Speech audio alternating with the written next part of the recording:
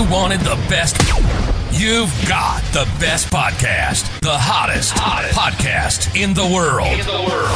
The Chris Voss Show, the preeminent podcast with guests so smart you may experience serious brain bleed. The CEOs, authors, thought leaders, visionaries, and motivators.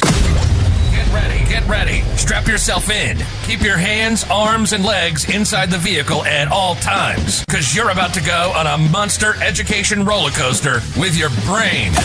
Now, here's your host, Chris Voss. I'm Voss here from the ChrisVossShow.com. Ladies and gentlemen, the latest season that makes it official. Welcome to the big show. As always, the Chris Voss Show is a family that loves you. It doesn't judge us harshly because you're here to improve your quality of your life, learn things, and expand your mind. Be sure to further show your family, friends, and relatives. Go to goodreads.com/Chris Voss, youtube.com/Chris Voss, facebook.com/Chris Voss, linkedin.com/Chris Voss. Opinions expressed by guests on the podcast are solely their own and do not necessarily reflect the opinions of the host or the Chris Voss Show. Some guests of the show may be advertising on the podcast, but it is not an endorsement or review of any kind. Today we have an amazing young man on the show returning, and we're going to be talking about his book called God's Existence, Truth or Fiction, The Answer Revealed, out March 17th, 2021. Gary R. Lindberg joins us on the show. We're going to get into it with him and find out some of the details of what he wrote about in his book and his thoughts on the study. He is a graduate of the University of California, Berkeley, with a degree in U.S. history during the hectic days of the free speech movement. He responded to Director Sergeant Shriver's call to volunteer. However, after graduation, before being drafted, he started to apply for the Air Force until he received his invitation to join the Peace Corps. After his service, he entered the Navy. Instead of accepting his draft notice, went to San Francisco State University to get his Master's of Business degree with a concentration in management and personnel. He began a 43-year career in human resources and retired in 2019 to pursue personal interests. Welcome to the show, Gary. How are you? Chris, I'm very well, thank you. Thank you for taking time to talk with me. I appreciate it. Thank you, and thanks for coming by. Give us your .coms. Where can people find you on the interwebs? At GaryRLindberg.com. Okay, so give us a 30,000 overview of what's inside your new book. Well, the new book is the book we've already talked about, but the first book was God's Existence, Truth or Fiction, The Answer Revealed. Mm-hmm. And basically the book examines various sciences that I think prove the existence of God. Now, I didn't want to write the book as a personal testimony why I'm a Christian. And I didn't want to, because I think other people would write something more significant and probably more interesting than my testimony. Okay. I also thought that I didn't want to write something about the teachings of the Bible, because other people have already written much more than I could ever think of and better. So I didn't want to tackle that. I was interested in finding a subject or a field of subjects that would be reasonably acceptable to many people. And that field of study was sciences.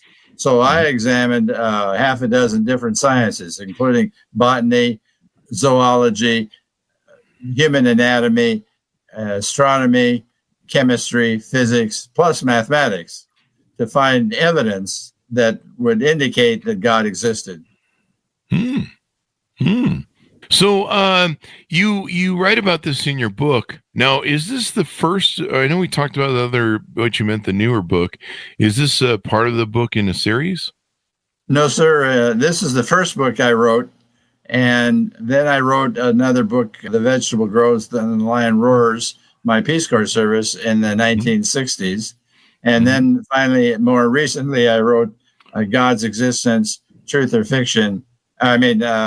Deeper Thoughts for Greater Insights, because I wanted to explore some of the topics a little more thoroughly. And also I wanted to give some of my thoughts about the books of Genesis and Exodus. So that I found very interesting. And I thought that was something that needed further exploration.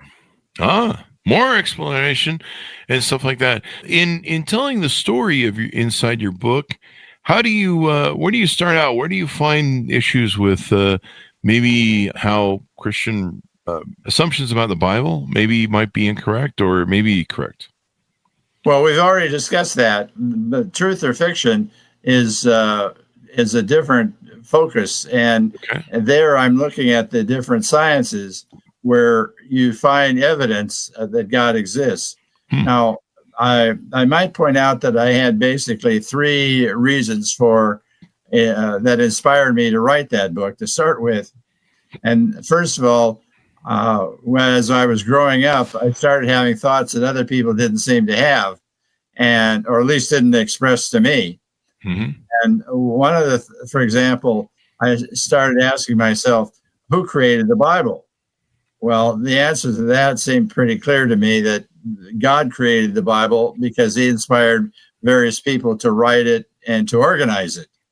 Well, then I asked myself, well, who created science? Well, the answer to that was pretty clear to me too, because God created the universe and all that's in it. So he's created science thereby. And so then it stunned me when I answered the second question, because it occurred to me that then if God created the Bible and God created science, they both must say the same thing or something very similar. So then I started saying, well, maybe the Bible and science are not contradictory like a lot of people seem to feel, including Christians and critics. So they both say that there's a contradiction between them. And I'm starting to look and see maybe there's not so much of a contradiction that some people want to assume. And so that was the first factor that inspired me to write the book. The second factor occurred when I was a sophomore in high school. And then it was time for me to take biology. And it turned out that I happened to ask a number of other students who had already taken biology what was required in the class and what did they spend their time on. And the answer was that they spent a lot of time dissecting frogs. That really didn't excite me. I wasn't too interested in. Come on, you're not into frogs. Yeah, the frogs are, let them alone. I don't know. I just didn't want to cut them all up. Yeah, so, I didn't want to do that either. So the result was that I decided to take botany instead of biology. Well, when I took botany, I learned a very important lesson. And that lesson was that all plant life, every piece of plant life, is organized in 7 levels of categories: kingdom, phylum, class, order, down to the most specific level of species. Well, that was an interesting fact. I didn't know that before. But later in life, I learned that all animal life is also classified by the same 7 levels of categories: kingdom, phylum, or class, order, down to the most specific level of species. Well, then it struck me, my God, how can that happen? All plant life and all animal life cannot happen by accident. It cannot happen by random, including evolution. There's only one answer. It has to happen by design. If it happens by design, that means there's a God. So that's the second factor that inspired me.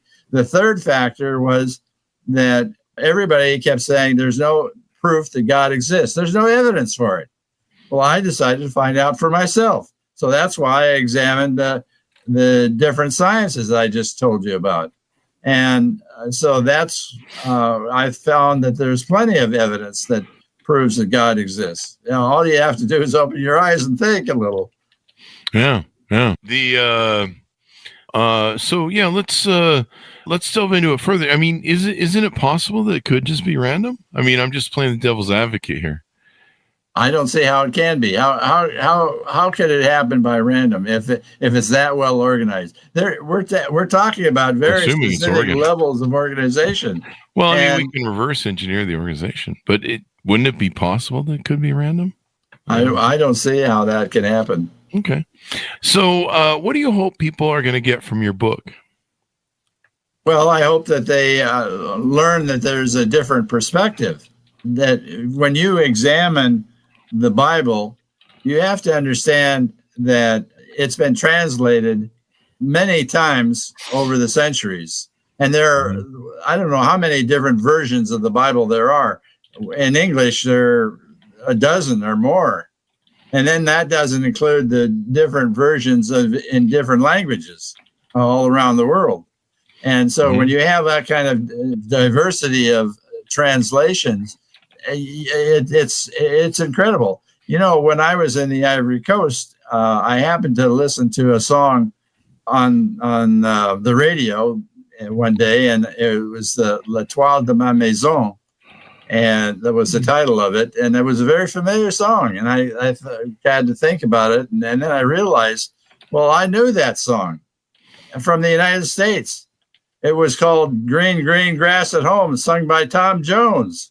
It was the same song.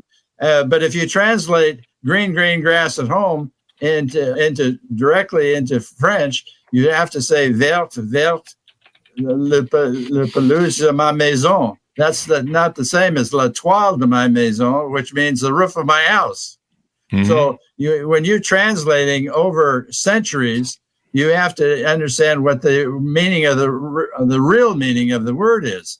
For example, I've determined that there's the word day has not been translated correctly. The word year is different. The word earth is different. What we have to do is examine what do those words mean 6,000 years ago or thereabouts. And I suggest that day, if you translate the book of Genesis, it lists in Genesis 1, chapter 1, it lists all the steps that God supposedly did to create the universe and the earth, and the steps are pretty well laid out. Although, as I mentioned in our last interview, that I think there's some misinterpretation by the writers of the Genesis that they didn't get quite the full inspiration from God, as if you will. So they made some mistakes, in other words. But the point is that day, if you translate the word day and you say, what is a day? Well, most people think, well, a day is 24 hours, right? That seems the logical conclusion, except when you do that, you translate it according to the perception of the receiver of the information, not the source of the information. And if you translate it according to the source of the information, that would be God. You have to understand that a God day doesn't constitute 24 hours. God is not a magician. He doesn't instantly snap his fingers and voila, we've got the universe, and voila, we got solar systems, and voila, we got different planets, including the Earth. And he didn't work that way. He took millions, if not billions of years to do that. And so each of those days are God days, not human days from a human perspective. So millions of years or billions of years, as whichever is correct, would be from the perspective of a human being. And I'm saying that when the Bible says a day, it's also and science says dinosaurs lived for millions of years and previous human species lived for many, many years ago. All that happened over a long period of time, which would be a God day. And we have to interpret the Bible correctly. And a year, what is a year? What is the earth? How much I'll repeat myself from their previous interview. What does the earth mean to a person 6,000 years ago? Did they know about India? Did they know about China? Did they know about Australia? Did they know about North America? Did they know about South America? Did they know about Russia? No, they didn't know those things. So what is an earth? What does the earth mean to them? I would guess that it means the Mesopotamia Valley, the area of the land that they actually walked and knew. That's what the term Earth meant to them. Now, we have a different perspective, and so we make assumptions that, they must be thinking the same way we are, and that's a false assumption. Oh, wow. Yeah. False assumptions, folks. Don't make them. It's kind of interesting how the world's working right now with gods and all sorts of existence and stuff. So you believe that some of the research you've turned over and found and stuff really validate the existence of God? Yes, sir. Because, for example, when I wrote the book, God's Existence, Truth or Fiction, The Answer Revealed, I looked at human anatomy, for example. You asked, there was a question that I thought you might ask about which branch of science, cosmology, biology, or physics, would offer the most overwhelming evidence, and to me, and why. And I would say those areas did offer a significant evidence of the existence of God and do offer evidence. But the area that surprised me the most was human anatomy. And the point is, I studied the brain, the eye, and the liver as examples in that area when I discussed those things.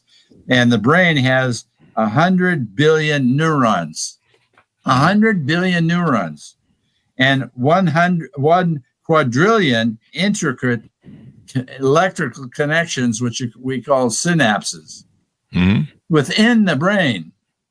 And the eye itself has light-sensitive cells, 137 million of them. And each one is independently connected, a cell in their brain, where the optic nerve transmits signals to your brain at approximately 300 miles per hour. That doesn't strike me as something that evolution would create. I can't see that happening. And then the liver filters the blood that circulates in the body. Now, why in the world would evolution create a liver? What you have to have a reason for doing that, creating that. There's no reason for evolution to do that, because evolution is non-thinking, not organized. But I'm saying that science shows purpose. It shows intent. It shows direction. That cannot happen. The liver would never have happened if that weren't true. And those incredible statistics I just told you about are so phenomenal that I can't see that happening anywhere. Well, now in your works that you take and talk about, what was the personal moment or question that pushed you to write the book? Well, there's no personal question to write the book, other than the fact that I wanted to prove that God existed, and I wanted to have evidence of that. And people said that there's no evidence. Well, I'm beg to differ with them, because I think there's plenty of evidence, and the evidence. And I even, besides all the sciences I presented, at the end of my book, God's Existence, Truth or Fiction, The Answer Revealed, I cited, I made a statement that God has a sense of humor. He put in his reminder to all of us that he exists, and that reminder was our senses, the 5 senses: taste, smell, touch, hearing, vision. Because every second of every day we are reminded that God exists. That's my example of God's humor, sense of humor. Which branch of science, cosmology, biology, or physics, do you think offers the most convincing evidence to you? Well, like I say, I think all those areas contribute to the proof of God's existence. But as I just mentioned, I think the subject area that convinced me the most was human anatomy, as I just described. Mm-hmm. If a listener wants to take one concrete takeaway or aha moment from the book, what would it be? I think it would be that we need to change our understanding and perception of both science and the Bible, because I think both have been misinterpreted and mistranslated over the years. When I wrote the book, wasn't thinking of it at the time I wrote it, but there are basically several assumptions, or there's one basic assumption, I should say, that I used in writing the book, but didn't voice. That, first of all, let me point out that in the Bible, it says that Jesus told his followers that if they see a dark cloud over the sky, they know it's going to rain pretty soon. And the American Indians, I used to track different animals, and for when they weren't hunting, deer, bear, buffalo, and they would read the tracks that the animals left when they walked across the plain, and that's how they tracked them. And they knew what kind of animal it was because of the tracks, and so that gave them if they wanted deer, they knew how to follow the deer tracks. If they wanted buffalo, they knew how to follow the buffalo tracks. And even American frontiersmen like Daniel Boone or Kit Carson, who tracked animals, they knew those things too. There were a lot of frontiermen that used the same method that the Indians used. Archaeologists, they find fossils and they find old ruins of cities, and they create drawings or images of all the different animals that the dinosaurs. We have images of those things. We didn't know anything about it. How do they know that from just the fossils? But they're looking at, in other words, these are footsteps or footprints that have revealed other things, including villages and so forth. And they really show that the people that are there, what they were looking for. And I'm saying that God has left footprints in existence, which are amount to those things I've mentioned in science. And I think that's how we don't need to have an experiment that defines that God exists. He left so much evidence that if we just look and think, we can see it. Now, in your book, critics often say science can't test the supernatural. How do you respond to that challenge?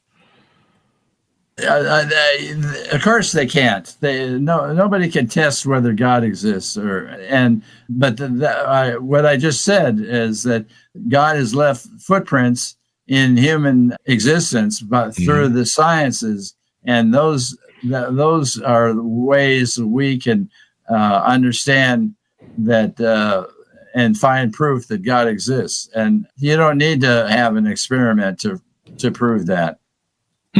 There you go. Well, what's the strongest counter argument you encountered while writing the book, and how did you answer it? I really haven't had any counter argument that seemed to make any sense to counter. And my purpose was not trying to debate the issue about it. My purpose was to offer evidence that I thought proves the existence of God. And I did not write the book to scientific journals or even religious journals to persuade anybody about this. I wrote my thoughts and opinions and sent it and published it in a book, and have talked about it to different people about it in podcasts or in print, but it's all been in general circulation, not in actual debates with other scientists. Oh, not yet. Now, since my books are relatively recent, the point I want to make is that I don't think it has been out long enough for scientists to be able to want to debate it or argue about it. If I had written it in scientific journals, then I think we would have had a quicker response to it.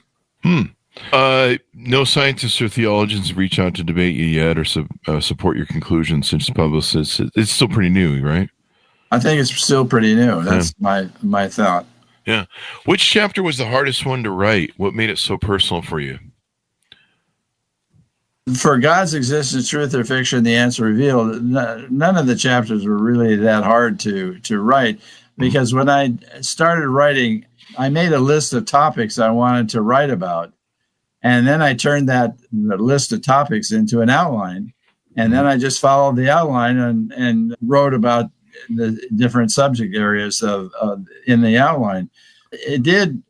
There was a challenge in the sense that as I wrote and continued to write, I started having thoughts that I missed this point, or I didn't say this sort of thing, or whatever. And so I added that to my narrative and finally finished putting it together. That's probably what was the biggest challenge for me at that time. Mm-hmm. Well, there's challenges you run into when you write a book and you study this data. What do you hope young skeptics or curious believers feel after finishing reading your book? Well, I hope that they understand that we need to think about the perspective we bring to the subject, and realize that definitions of words and everything have varied over centuries, and we're talking about thousands of years even. Mm-hmm. When we talk about the definition of different words, it matters, because in the book in the Bible, Old Testament was written in Hebrew, and the New Testament was written in Greek, but both Hebrew and Greek have words that don't exist in English, and English has words that don't exist in Greek or Hebrew. And sometimes words in Hebrew or Greek have several different meanings, and it depends on how you translate it. Makes a big difference of what the English version is going to be, and or even in other languages. So I think young people need to realize that they need to be careful about the translations, and they need to be careful about the definition of the words. I think that the words need to be translated according to the meaning of the people who spoke those words 6,000 years ago, not according to our modern day interpretation of what we think is the right word. So as we go out, what do you hope readers take away, or listeners, from this show? What's one action after hearing this interview? What would you like people to do after hearing this interview? Well, I want them to read the book and decide for themselves whether it offers evidence or not. Mm-hmm. And if they understand the points I'm making about the perspective and about the definition of words, I think they'll come away with a greater understanding of what the Bible, Old Testament, in this case, really shows. And I think that they will expand their horizons. Well, hopefully so. It definitely should interest people in their faith and everything else. Are there any other books you have coming up that you're working on? Not at this time. I'm promoting the 3 books I already have, and that's a handful right now. And, more people. Give us the titles of the other 3 books so people have them. Well, the first book was God's Existence, Truth or Fiction, the Answer Revealed. Mm-hmm. The second book was The Vegetable Grows and the Lion Roars, my Peace Corps service. Mm-hmm. And the third book, the most recent one, is God's Existence, Deeper Thoughts for Greater Insights. You had quite the experience in the Peace Corps thing when you wrote about it in your book. It was pretty amazing. Yes, I did. And that was when in the 1960s, when Sergeant Shriver and John F. Kennedy created the Peace Corps, and I thought that was a challenge that I wanted to follow, and it turned out that it worked out pretty well for me. I had a great 2.5 years. I extended my service an extra half year, and because I normally would have finished in January, and I wanted to extend it throughout the school year, because my job was to teach primary school children how to more effectively grow vegetables in a tropical climate, and I didn't want to cut the year short by disappearing halfway through the year. Mm-hmm. So that's probably important. I think more people need to do that. I think that's one of the things that we're missing in our society is youth that understand the world. And we don't have enough of that nowadays. And people just take, I don't know, everything for granted. I remember when 9/11 happened, I was like, what, people hate us? I thought everyone loved America. And I had to start learning about the world and what was going on in it, and why there were some people that didn't like America. But yeah, the Peace Corps is definitely a way to open your eyes to the world and the world outside and other people's experience, and probably good for growing empathy as well. Yes, well, I think the Peace Corps is wanted to help other people in other countries achieve their goals, and in the process, the Peace Corps intended for Americans to learn more about other cultures and other peoples. And but the same was true in reverse. By meeting Americans, young Americans, as it turns out, were an area for other cultures and peoples to meet Americans and find out that all Americans didn't carry guns. And nowadays it might be different, not quite so interpreted that way. But at the time, 50 years ago, they didn't think there was a concept that everybody was a cowboy, and we showed them that wasn't quite true.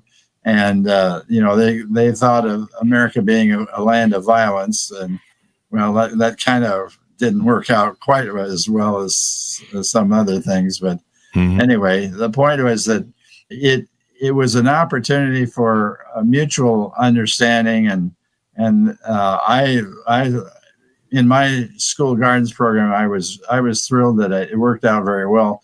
That was not true for the rest of my group, who were still in the health education project that I was initially invited to participate in. They just happened to ask for some volunteers out of our group to involve themselves in an experimental school gardens program. The Ivory Coast was a former colony of France, so the national language is French, and there are a lot of French agricultural engineers and agronomic engineers, and so the Ivory Coast government was not really excited about having Americans come in and teach school gardens. But actually, an engineer is not really interested in doing what we did, which is visit the schools and teach them gardening techniques. They have more lofty goals and expertise that we didn't have, and they contributed in other ways that were probably much more significant than ours. Well, this has been super interesting to find out more about all this stuff. Give us your final pitch out for people who are up your book, wherever fine books are sold as we go out. My book is available at Amazon.com and BarnesandNoble.com, or by the publisher. Dorrance is the publisher for God's Existence, Truth or Fiction, The Answer Revealed, and Book Baby is the publisher for God's Existence, Deeper Thoughts for Greater Insights, as well as The Vegetable Grows and The Lion Roars, my Peace Corps service. So those they can go directly to the publisher, or they can go to Amazon, and some other bookstores might be able to order them for them as well. There you go. Well, thank you very much for coming on the show again. We really appreciate it and your insights and research.